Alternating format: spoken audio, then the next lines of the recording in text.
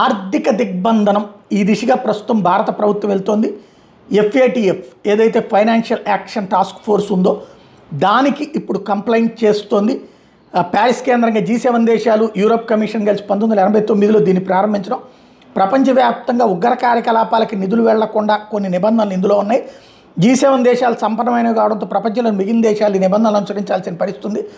వీటి అమలు నిర్వహణ లోపాలను ఆయా దేశాలు బాధ్యత స్వీకరించేలా చేయడం కోసమే ఆర్థిక చర్యల కార్యదళం అంటూ ఒకటి ఏర్పాటు చేశారు. అదే ఎఫ్ఏటిఎఫ్. అనుమానాస్పద దేశాల జాబితా గ్రే లిస్ట్లో ఉండడం, ఇది గతంలో కూడా మనం ట్రంప్ ఉన్నప్పుడు చేయించగలిగాం.